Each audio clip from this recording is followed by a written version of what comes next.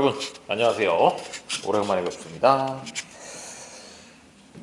경제학 원론 수업 시작해 보도록 하겠습니다. 자, 29장이죠. 29장 은행제도와 화폐 공급해서 은행제도, 은행이 어떻게 생겼고 또 어떤 역할을 하고 있는지 그런 것들에 대해서 간단하게 좀 살펴보도록 하겠습니다. 자, 책은요 668페이지입니다. 은행제도의 발전에서 은행의 기원 이런 것들인데, 자, 역사에 관심 있으신 분들은 조금 더 재밌게 보실 수가 있겠죠. 뭐 거기 써 있는 내용으로는 이제 뭐 그런 얘기예요. 금세공업자들이었다. 제일 처음 시작했던 사람들은. 그래서 이제 골드스미스라고 하는데 어디서 많이 들어본 이름이죠. 자, 귀중한 금을 스스로 보관하기가 어렵다고 생각한 사람들은 튼튼한 금고를 가진 금세공업자에게 맡겨두고 그 증거로 내가 언제 얼마만큼의 금을 맡겨놨다라는 보관증을 받았다는 거죠. 그래서 그 물건을 사고 파는 사람들이 직접 이제 금을 주고 받다가 이거 불편하네. 이 보관증이라고 하는 거 이 금세공업자한테 찾아가서 달라고 하면 언제든지 주니까 차라리 그냥 보관증을 줄게. 이렇게 됐다는 것이죠. 그래서 마치 보관증이 오늘날의 지폐나 수표와 같은 역할을 하기 시작을 했던 것이죠. 그리고 금세공업자의 금고 속에는 그럼 무슨 일이 생기게 되느냐? 많은 사람들이 갖고 와서 맡기니까 점점 금이 쌓이는 거예요. 금이 쌓여서, 자, 그 다음에 금세공업자 입장에서는 금을 갖다가 쌓아놓고 가만히 생각을 하다 보니까, 야, 이거 내가 지금 맨날 보니까 금이 누가 찾아가고 또 맡기고 이걸 갖다 계속 하다 보니까 적정 수준, 일정 수준 이하로는 떨어지질 않네 라는 걸 깨달은 것이죠. 그래서 이제는 금세공업자가 이제 생각을 했습니다. 뭐라고 생각을 했느냐 하면, 어차피 금고 속에 보관되어 있을 금이라면 원하는 사람에게 빌려주고 수수료를 받아도 좋을 것이라는 생각이 들었다. 그리고요, 더군다나 금을 빌리려는 사람한테 직접 금으로 줄 필요도 없이 내가 너한테 금을 갖다가 얼마만큼 빌려주마 라고 이렇게 증명서만 주면 되는 거 아니냐라는 얘기였던 것이죠. 그래서 이제 그걸 갖다가 어떻게 바뀌게 됐냐면요, 옛날에는 금을 갖고 와서 맡아주세요 라고 하면은 보관료를 받았을 거 아니에요. 내가 안전하게 보관해 줄 테니까 뭐 한 달에 뭐 얼마만큼씩이라든가 돈을 내세요 이렇게 얘기를 했을 텐데, 그게 아니라 오히려 금을 맡기시면 제가 약간 좀 그 이자가 나오는 거죠. 이자라도 조금 드릴 테니까 저한테 금을 맡기세요. 이런 식으로 바뀌게 됐다는 것이죠. 그래서 거의 뭐 그렇게 이제 은행가의 시초가 되었다라는 얘기가 되는데요. 사례금이 현대은행이 예금에 대해 지급하는 이자에 해당한다고 말할 수 있다. 뭐 그런 얘기까지 되는 것이죠. 자, 그래서 더 이상은 이제 금세공을 할 필요가 없이 그냥 은행 일만 해도 되게 생겼다는 얘기였어요. 자, 다음 페이지로 가보시죠. 은행의 기능.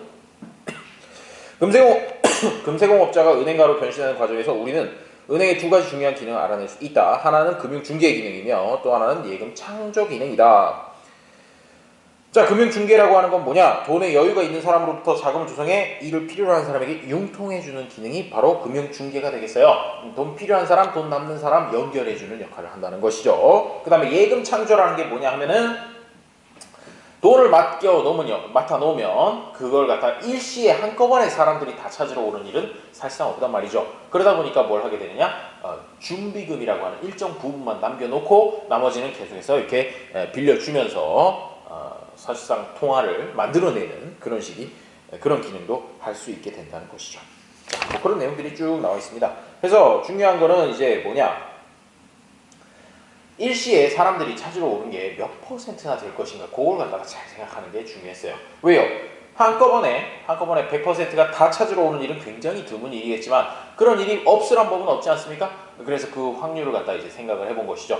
물론 이제 100%가 다 오는 건 뭐 사실상 있을 수가 없는 일이긴 하지만, 그럼에도 불구하고 최소한의 가지고 있어야 되는 비율, 그런 것들을 좀 생각할 필요가 있었다는 거죠. 그래서 그걸 갖다가 부분 준비 제도라고 얘기를 해요. 100%다 가지고 있을 필요가 없다는 거죠. 30%만 갖고 있고 나머지 70%는 자기가 돈을 빌려주는 것으로 해서 거기서부터 이제 수익을 얻는 그런 것들이 생기게 됐다는 것이죠. 그런데 그 과정 때문에 뭐가 생겼냐? 통화량이 늘어나는 효과가 생긴다는 거죠. 자, 670페이지로 오세요. 29.2에 보시면 예금 창조와 통화 승수라고 얘기되어 있는 게 있는데, 은행의 예금 창조 기능을 좀 더 정확히 분석하기 위해서는 우선 은행의 대차 대조표부터 살펴볼 필요가 있다라고 해서, 자, 은행의 대차 대조표는 다른 기업의 대차 대조표랑 조금 달라요. 671페이지에 보시면 자산과 부채와 자본 이렇게 두 개로 나눠 놓은 거 요거까지는 똑같습니다. 하지만 자산 쪽에 보시면 지급준비금이라 그래서 이 예금을 받은 것 중에서 일부분을 가지고 있다라는 걸 볼 수가 있죠. 그리고요 또 중요한 거는 이제 부채와 자본 쪽에 보시면 예금 쪽에 15,000 이렇게 써 있는데 그 15,000 중에서 지급준비금으로 3,000만 은행에다 보관해 놓고 나머지 12,000은 이거 지급준비금 외에 나머지는 빌려줬구나 이런 것도 생각해 볼 수 있는 것이죠. 거기 보시면 대출에 12,000 있는 걸 보실 수가 있어요. 자, 뭐 그런 식으로 되어 있습니다. 그래서 여기서 좀 눈여겨볼 것은 예금이라고 하는 게 일반 기업 같은 경우에는 자산 쪽에 있겠죠, 당연히. 왜 은행에 맡겨놓은 돈이니까 자기 자산이에요. 하지만 은행 입장에서는 예금이라고 하는 게 사실은 이제 언젠가는 갚아야 될 부채라고 인식을 해야 되기 때문에 부채 쪽에 들어가 있다. 그걸 보시면 되겠습니다. 그리고 자산의 지급준비금이라는 게 잡혀 있다. 그게 좀 이제 독특한 내용이 되겠죠.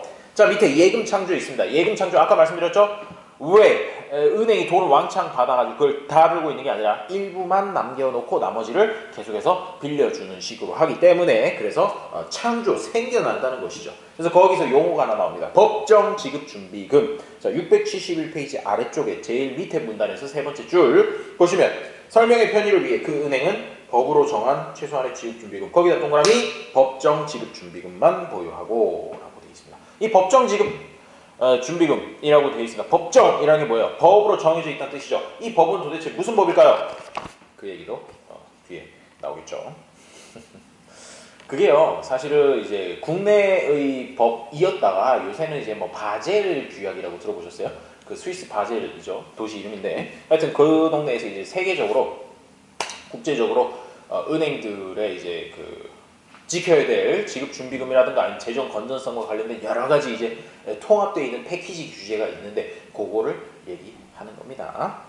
근데 뭐 이것도 참 웃겨요. 금융위기 그리고 이번에 코로나 위기 오면서 원래는 이제 바젤 협약에서 이제 단계적으로 몇 년도부터 몇 년도까지는 1단계, 그다음 2단계, 그다음 3단계 이런 식으로 점점 건전성을 높이는 방향으로 규제를 강하게 하는 방향으로 하기로 합의를 다 했어요. 합의를 다 했는데 사태가 터지니까 이제 그걸 적용을 좀 천천히 합시다. 이게 급하게 했다가 이제 은행들이 못 버티니까 뭐 그런 식으로 해서 좀 바뀌고 있는 그런 추세이긴 합니다.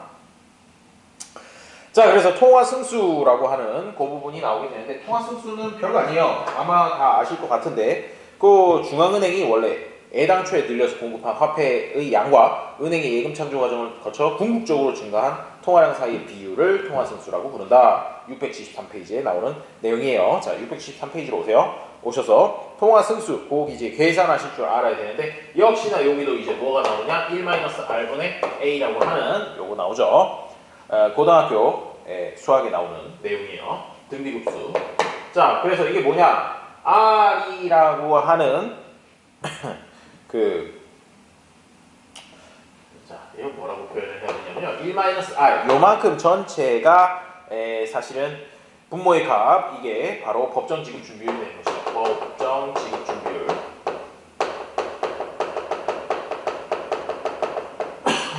그래서 예를 들어가지고 80%를 빌려줄 수 있고 20%는 반드시 은행 안에 남겨둬야 된다라고 하면은 분모가 0.2가 되는 거예요. 20%를 남겨두려면. 그리고요 처음에 늘린 게 뭐 예를 들어서 1조라고 이렇게 얘기하면 결국은 어떻게 되냐? 0.2라는 거 5분의 1에 해당하죠. 뒤집어서 5조 원만큼의 통화량이 늘어나게 된다. 이런 식으로 계산을 해주시면 되겠어요.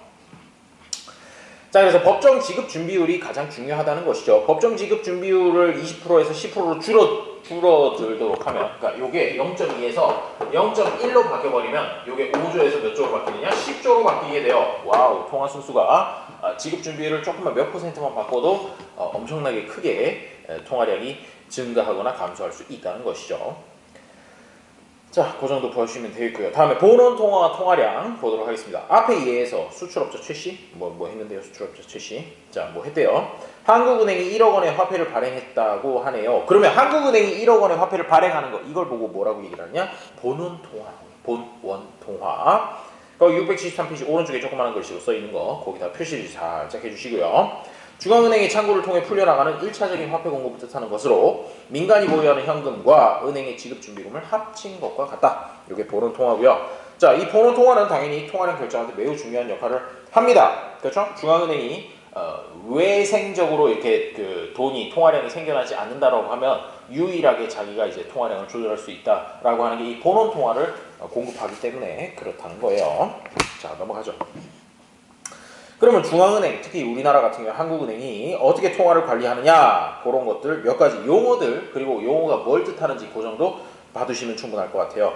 자, 일단 아까 방금 얘기한 본원 통화를 관리하는 거, 본원 통화 관리, 본원 통화 공급 관리, 요게 이제 가장 직접적인 방법이 되겠고요. 그 다음에 나머지는 전부 간접적인 방법이라고 볼 수 있는데, 지금부터 나오는 내용들을 보시죠. 재할인율 정책이라는 게 있습니다. 재할인율 정책. 자, 재할인율 정책이라는 게 뭐냐면 시중은행들에게 사실은 자금을 빌려주는 역할도 중앙은행이 하고 있습니다. 중앙은행이 시중은행에 빌려주는 자금에 적용되는 금리를 재할인율이라고 하는데 그 영어로 그냥 디스카운트 레이트라고 해요. 자, 그런데 요걸 갖다가 높이거나 낮춤으로써 통화량을 조절하는 정책을 뜻합니다. 이게 무슨 소리가 되느냐 하면, 자, 보죠. 아까 지급준비금 얘기했었죠. 지급준비금. 그리고 은행이 있어요. 자, 신한은행이라고 하죠. 신한은행이 지급준비금이 사실 이만큼 필요해요.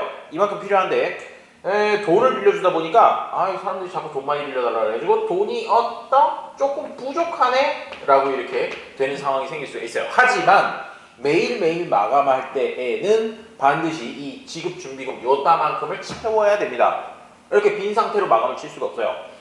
그러니까 이 빈 걸 갖다 누구한테 빌려달라고 하느냐? 한국은행한테 빌려달라고 하는 거죠. 한국은행이 제가 돈이 한 30조 정도 30조 너무 큰가요? 여튼 30조 정도 비니까 저희한테 30조만 빌려주시죠 라고 하면 한국은행이 오케이 콜 30조 대신에 30조를 빌려주는데 아무리 하루짜리라고 하더라도 우리가 너네한테 이자를 안 받을 순 없지. 자, 30조를 빌려주마. 다만 이자를 얼마 내라 라고 하는 거. 그 이자율이 바로 재할인율이에요. 그러면 한번 한국은행이 그 이자율을 올린다고 생각해보죠. 재할인율이라고 하는 걸. 자, 너 30조 빌려주긴 빌려주는데 내가 그럴 리는 없지만 3%를 받을 거야. 이래버리면 갑자기 신한은행이 미쳤군요 하면서 자, 지급준비금을 갖다가 지 셀프로 있단 만큼을 다 채워요. 굳이 한국은행에서 돈 빌리려고 하지 않는다는 거죠. 왜? 재할인율이 올라갔으니까. 너무 올라갔으니까 신한은행 입장에서는 차라리 내가 지급준비금을 셀프로 채우는 게 낫지 저기서 돈 빌려왔다가는 이제 손해보겠어 라고 해가지고 어떻게 된다는 거야? 지급준비금 자기가 갖고 있는 비중을 늘린다는 거죠. 그러면 통화량이 어떻게 되어 있어요? 통화량이 줄어드는 거죠. 시중에 돌아다니는 통화량이 줄어든다는 얘기가 됩니다. 납득이 되십니까? 반대로요. 재할인율을 갖다가 낮추면 자, 돈 빌려가요. 공짜로 드릴게. 사실 지금 상황이죠. 가져가. 그러면 신한은행은 그래? 그럼 뭐 한국은행 있고 더 낮춰. 나머지 남는 거 더 빌려줘. 이런 식으로 해서 통화량이 늘어나게 되는 것이죠. 자, 이게 바로 재할인율 정책이에요.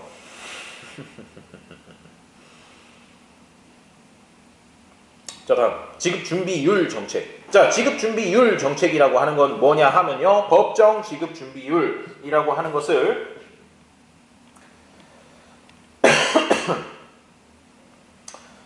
지급준비율을 갖다가 올리거나 내리거나 하는 것이죠. 지급준비율 정책. 근데 이건 뭐 사실 잘 못 건드려요. 이거 법으로 해야 되는 건데 국회 동의 없이 또 되지도 않고요.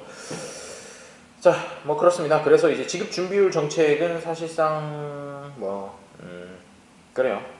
거기 끝에 보시면은 지급준비율 정책의 의미는 크게 줄어든 상황이다. 이런 게 있다 정도만 보시면 될 것 같아요. 자, 그다음 공개시장 조작.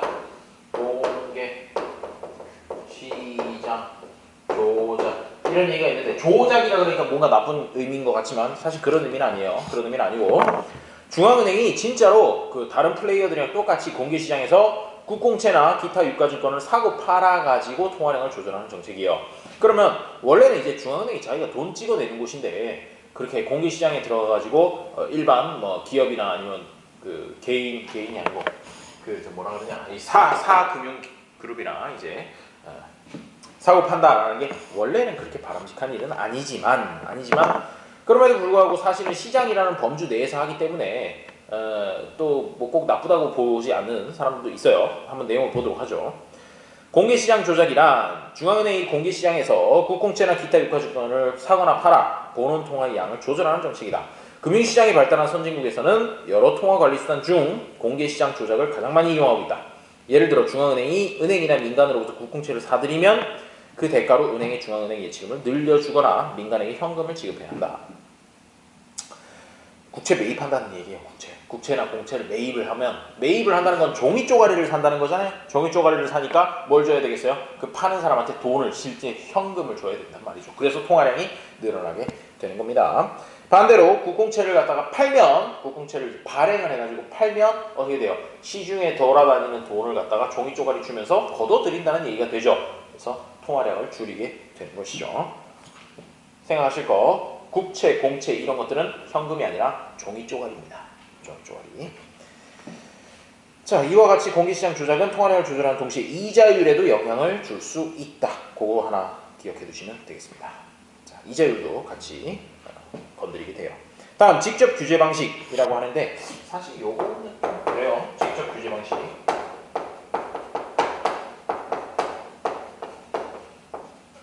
뭐 용어 자체 아주 심플합니다. 이상에서 설명한 세 가지 통화 관리 방식은 중앙은행이 시중은행의 행동에 직접 제약을 가하지 않는다는 점에서 간접 규제 방식이라고 부를 수 있지만, 직접 규제 방식은 은행별로 여신 한도를 정해버리거나 은행이 제공한 대출의 양뿐 아니라 용도까지 통제를 해가지고 하는 방법입니다. 그런데 사실 요즘은 이렇게 하지는 않죠. 이렇게 하기 힘들어요.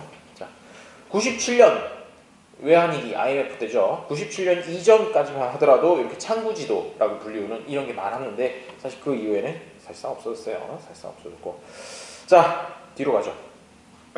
화폐 공급의 내생성이라고 얘기를 하는데, 자, 지금까지 우리는 중앙은행이 본원 통화의 양과 통화 승수의 크기를 조절함으로써 화폐 공급량을 정책적으로 관리할 수 있다고 가정해왔다. 즉 중앙은행만 통화량을 바꿀 수 있다. 통화량을 늘리거나 줄일 수 있다라고 얘기를 했지만 사실은 그렇지 않다는 거예요.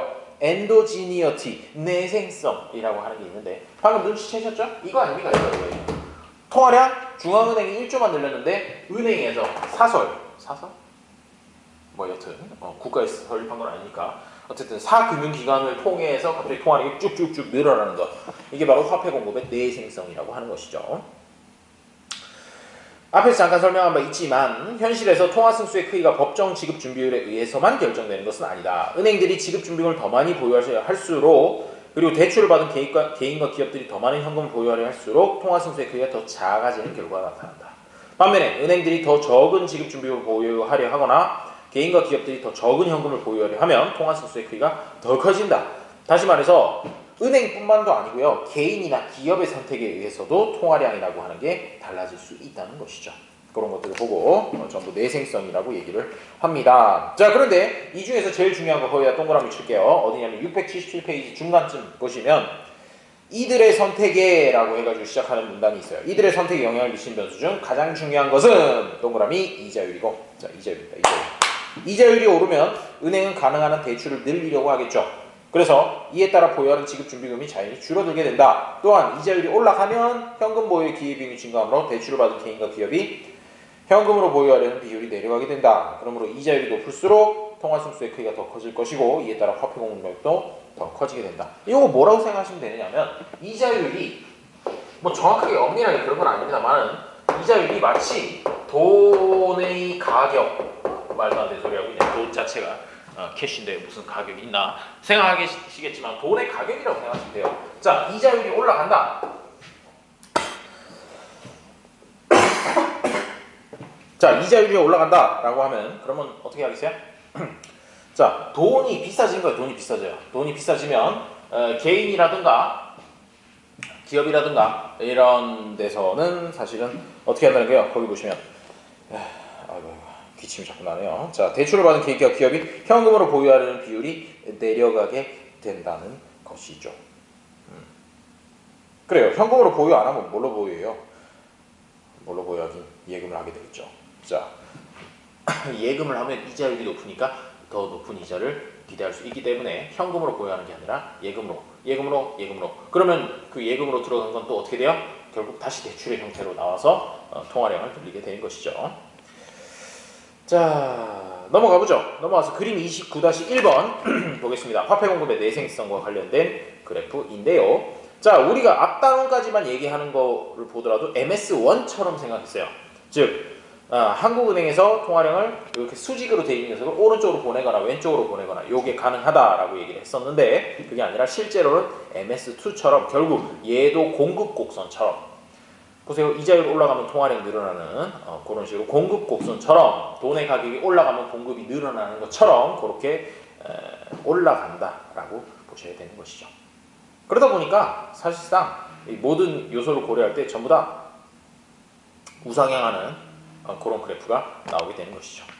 자, 다음 통화정책, 통화량과 이자율이라고 하는 부분이 보이는데요. 자, 최종 목표, 중간 목표, 그리고 정책 수단이라는 얘기가 있습니다. 일반적으로 경제정책은 완전 고용과 물가 안정의 달성, 경제 성장의 재고, 소득 분배 개선 등을 최종적인 목표로 삼고 있다. 거기 네 가지 정도 보시면 되겠어요. 완전 고용, 물가 안정, 경제 성장, 소득 분배 개선. 하나같이 다 좋은 얘기예요. 자, 그런데 요걸 갖다가 이제 너무 막연하죠. 너무 막연하고 요걸 갖다가 직접적으로 금융 당국에서 통화량을 늘리거나 줄이거나 재정 정책을 씀으로써 뭐 갑자기 최종 목표를 달성을 직접적으로 할 수 있는지는 사실 뚜렷하지 않습니다. 그렇기 때문에 중간 목표라는 걸 갖다가 설정을 하고 중간 목표를 적절히 관리해서 최종 목표에 도달하겠다, 이런 정책 전략을 사용한다는 것이죠. 그래서 주로 679페이지에 보시면요, 그림에 정책 수단이라고 하는 거, 여기 있는 여러 가지 정책 수단을 통해서 뭘 관리를 하느냐면요, 중간 목표 동그라미 치죠. 통화량과 이자율, 이 두 가지를 관리를 하는 겁니다. 그래서 통화량과 이자율을 적절히 관리함으로써 결국 원하는 물가 안정이나 완전 고용이나 이런 것들을 하겠다는 것이죠.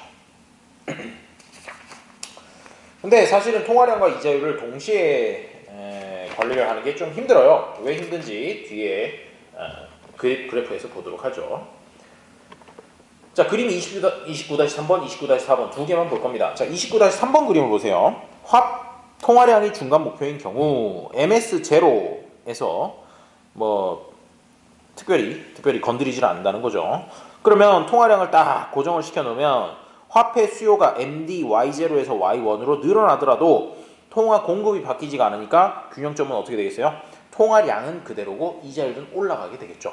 자, 그래서 이자율의 상승이 불가피해진다까지 보시면 되고요. 다음에 29-4번에 이자율이 중간 목표인 경우에는 화폐 수요가 늘었을 때 MD-Y0에서 MD-Y1으로 늘었을 때 아예 그거에 맞게 이자율이 똑같아지도록 통화 공급을 늘리겠다는 얘기예요. 그렇게 되면 어떻게 해요? 통화량을 증가시키지 않고서는 이자율을 그대로 유지할 수가 없다라는 얘기가 있죠.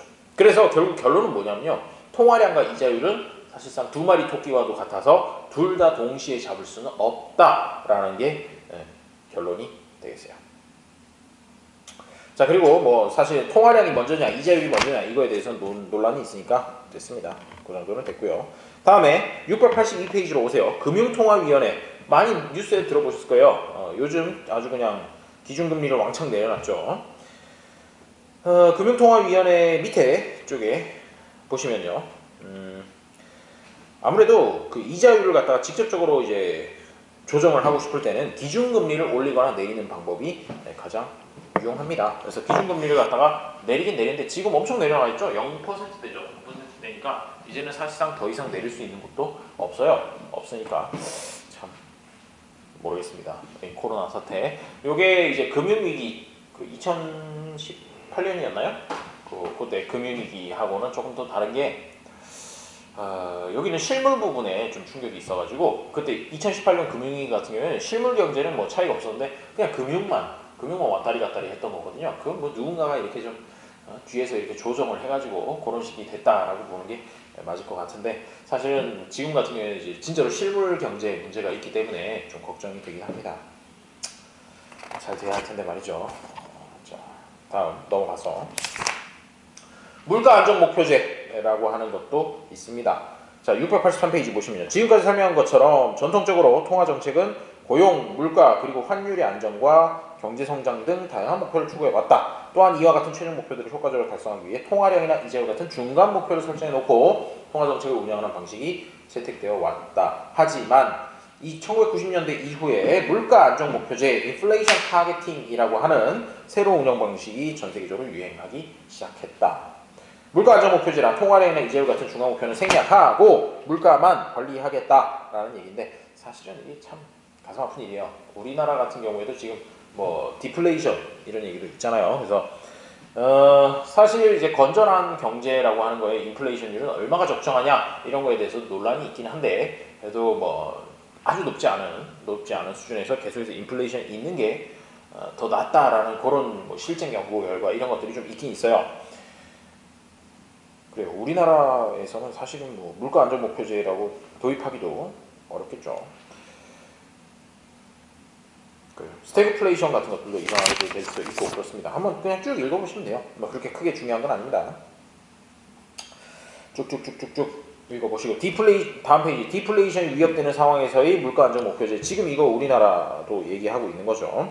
명목 이자율이 거의 0% 수준이니까 자 그런 것도 한번 읽어보시면 되겠고요. 다음 중앙은행의 기능, 중앙은행의 독립성 논쟁 이런 것들은 사실상 그냥 재미있는 주제지 경제학에서 깊게 다루려고 하는 주제는 아니에요. 혹시나 한국은행에 들어가고 싶다거나 뭐 금융감독원에 이제 지원을 한다거나 이렇게 해서 2차 논술을 봐야 된다. 그런 거라면 한 번 정도는 꼭 생각해 보실 만한 주제가 됩니다. 한국은행은 과연 정치권의 영향을 받아야 되는 것인가? 당연히 받지 않아야 되겠죠. 왜요? 정치하는 곳은 아니잖아요. 그렇죠? 자 일단은 그렇습니다. 하고요. 좀 쉬었다가 다음 장 가도록 하겠습니다. 수고하셨어요.